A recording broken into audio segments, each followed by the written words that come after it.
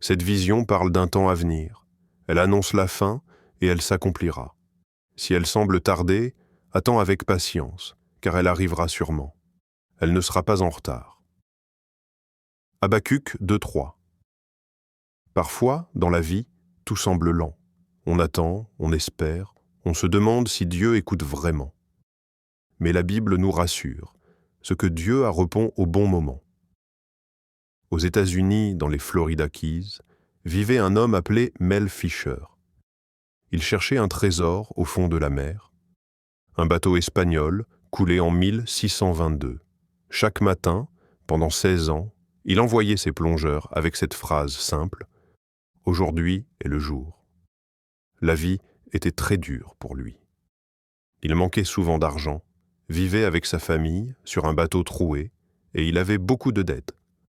Le plus douloureux, c'est qu'il a perdu un fils, une belle-fille et un plongeur pendant les recherches.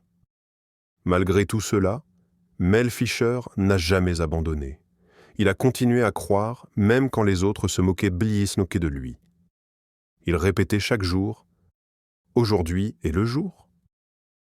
Et en 1985, le miracle est arrivé. Ces plongeurs ont trouvé un immense trésor d'or, d'argent et de bijoux. Pendant encore de nombreuses années, d'autres trésors ont été remontés de cet endroit. Et toi, est-ce que ton jour approche? Peut-être attends-tu un travail, une guérison, l'amour ou une solution à un problème difficile. Tu es plus proche que tu ne le penses. Si tu gardes la foi, des bénédictions t'attendent. Ne laisse pas les paroles négatives des autres voler ton espérance. Si quelqu'un te dit « Pourquoi crois-tu que tout ira bien ?» Réponds simplement « Je ne crois pas seulement, je sais que cela arrivera. » Même si les faits semblent bien le contraire, même si le rapport médical ou la situation ne sont pas bons, rappelle-toi ceci, tu as un autre rapport, celui de Dieu. Et ce rapport parle de vie, de restauration et d'espérance. La Bible dit « Nous marchons par la foi et non par la vue ». Cela veut dire que nous n'avons pas besoin de voir pour croire. Quand nous croyons, alors les choses commencent à changer.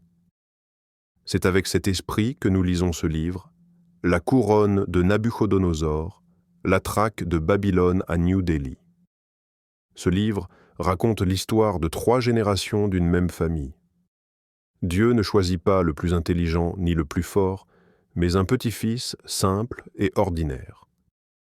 Grâce à sa foi, son courage et sa transformation intérieure, il réussit là où personne ne l'attendait. Le livre est disponible sur bookelist.com, en lecture sur youscribe.com et en téléchargement sur Apple Books. Que Dieu continue à nous fortifier et à nous accorder une foi solide.